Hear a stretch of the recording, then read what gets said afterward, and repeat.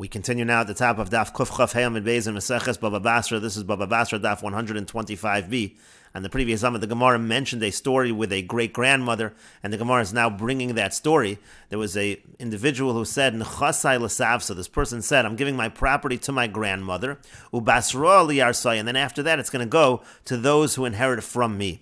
The Rashbam explains, Nechasai l'sav, so lizkenasi, I'm giving my property to my grandmother, and he knows in kol nechasai, I'm giving all of my property to her, im aviv o imimo, whether it's through his father, through his mother, and so he's saying, I'm giving it all to her, and then afterward, Ubasra liyarsai, after that it's going to those who inherit me, meaning achar moses zekenasi, after she dies, lo yirshu yarshin shalah, I don't want her heirs to inherit from her. Kagon bena, o bita, o avia, o acha, I don't want her son or her daughter or her father or her brother. Ela yorshin shali, rather I want it to go straight to my yorshim. Kagon bini, o bita, o achi, hakarov, karov kodem, either it should go to my son, my daughter, my brother, whoever is the closest relative, that's who it should go to after she dies. That was the case.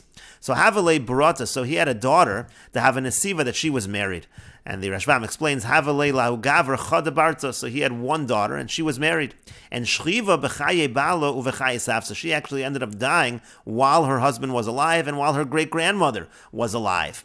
And then Bozer the Shchiva Safsa, then after that grandmother died, Asa Baal Katava, so then the husband came and he said, I should inherit the property because I'm really the heir of my wife. And so she had died, now she predeceased the grandmother, but nevertheless, the husband wanted to inherit through her. Amar Rav Huna liyarsi va'afilo liyarsi yarsi. So Rav Huna said, it goes to those who inherit me, meaning when this person made the deal and he said, I'm giving my property to my grandmother and then afterwards to those who inherit me, he meant even those who inherit me, meaning it should include the husband as well. The husband does have a right to the property. For Rav Anan Amar, but Rav Anan said, no, liyarsi, he's saying it goes to my heirs, v'lo liyarsi yarsi, but not to the heirs of my heirs, and therefore the husband does not have a claim. And the Gemara continues, Shalchu mitam, they sent a message from there, from Eretz Yisrael. Hilchasa kivasei de Rav Anan. The halacha is like Rav Anan, that the husband does not have a claim. However, v'lav mitayme, but it's not for the reason that Rav Anan gave. Rav Anan said that the reason is because part of the stipulation is that the property should go to my heirs, but not the heirs of my heirs. That's not actually the reason. Hilchasa kivasei de Rav Anan. The halacha is like Rav Anan, the baal lo yaris, that the husband does not inherit over here. V'lav mitayme, but not for the reason that he gave. The ilu Rav Anan savar, because Rav Anan held afagav da havelei bro librate lo yaris. Rav Anan was saying, let's say there would be a son to the daughter, there should be no inheritance in that situation. In other words, Rav Anan was saying to my heirs and not the heirs of my heirs, that would not only have been the husband of this woman who had died, it would also be, let's say, a son of this woman would not get. Veloi, but that's not true. Because let's say there was a son to this particular daughter, again, who predeceased her great-grandmother, Vada Yaris, the son actually would inherit. It's only by the husband that we say the husband does not inherit. Ubal hainu time the lo yaris. The reason why the husband does not inherit is as follows: Mishum dehavale roy, because this is considered roy, since his wife died before the great grandmother died. So therefore, it's not something that his wife was in possession of at the time that she died. She hadn't yet gotten that inheritance, so it's called roy. Ve'ein habal notel baroy kivam muchsak, and therefore the husband does not take roy. The husband only gets an inheritance from his wife, from that which is muchsak, from that which she is in possession of. And the Rashbam explains, Velohi, it's not true. De'ilu havale bravada yoris. Let's say that great-granddaughter had a son, that son would inherit. Hoel vu roy liyarish zahanosin, because that son is fit to inherit from the person who's giving the property. Again, the person gave the property to his grandmother, and then he said, after the grandmother dies, it should go to my heir. Sharei habas v'chol yotze yirecha b'makom she'ein ben kodman l'chol yarshe ish, because this person's daughter, and everybody who comes from this person's daughter, is going to be considered his heir if there are no other sons. Diyar soy karina be, that's called my heirs. Hoel v'hu kodem l'chol yarsha, because this person has precedence over all other yarshim. V'afal b'shaba mikoach kocha. Now, even though he's coming, so to speak, indirectly, because the direct heir would have been his daughter, and then his daughter's son would be the next step, but still, that's considered his heir. Umeikara ki amar liyarsai. Nevertheless, when he says, I'm giving it to my yarshim, liyarsoi sheyeheli b'mos hazekena kamar. At the time that my grandmother dies, I want it to go to my yorish. Uven bito yorish also, and the son of his daughter is his yorish. V'kodem la'av aviv ul'achiv ul'achoso. He has precedence over his father, his brother, his sister.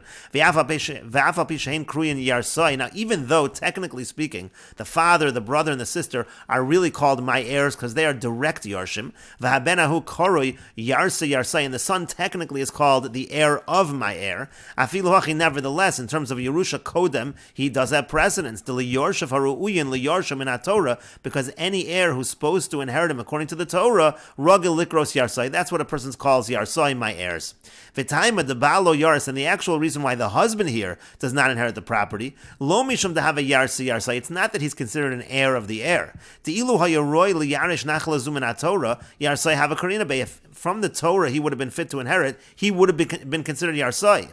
Elamishum de'eno roi liyarshav. The problem is the husband is really not fit to inherit in this case. To have a lehai mamun roi liisha v'lo muchsa, because this is considered money that is fit for his wife, but it was not in possession of his wife. Shadayin lo nafal biyada, because it hadn't yet fallen to her. Ubal eno notel baroi, and that's the halacha. The husband doesn't take roi. Avaliika ben de chazi lamersa vada yaris de ben yaris baroi. But if there was a son who was fit, certainly he would inherit, because a son does inherit roi, unlike a husband. And the Gemara continues, Mechlal, doesn't this imply the Rav Huna Savar Baal Notel Baroi Kev Muchsuk, that a husband does take roi just like Muchsuk? Because again, Rav Huna argued with Rav Anan. Rav Huna said Liyarse Vafilu Liyarse Yarse, and he was implying that in this case of the great grandmother, the husband actually would inherit. Does that mean to say that Rav Huna holds that a husband takes roi just like Muchsuk? And the Gemara says not necessarily. Amar Rebbe Elazar says Davar Zen Niftach Begedolim. This issue, it was introduced by great individuals, meaning it was introduced by Rav Huna.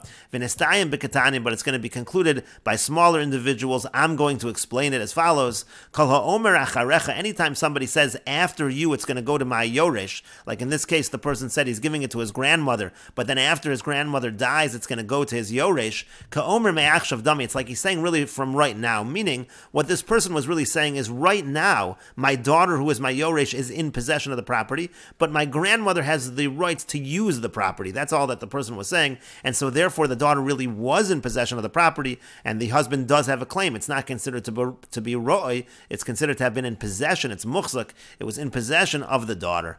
And the Gemara continues, Amar Rabba says, Mistabra taima devnei ma'arava, it makes sense what the bnei ma'arava, what those in the West are saying, the kodim savsa v'zavna zvina zvine, because if the grandmother would go ahead and sell the property, the sale would be a good sale, meaning Rabba is saying it makes sense to say that the husband should not inherit the property, it should not be considered muchzak, because the grandmother is able to sell the property, and therefore it's clearly not in the possession of the daughter, and therefore the husband does not have any rights to the property. And the Gemara continues, Amar Rav Papa says, Hilchasa, the halacha is, Ein habal notel baroi kev muchzak, a husband does not take roi, he only takes muchzak, that which the wife is in possession of. Vein habechor notel baroi kev muchzak, also a firstborn does not get a double portion from roi like muchzak. Vein habechor notel pishnayim b'milva, and furthermore, bechor does not get a double portion when collecting from a loan.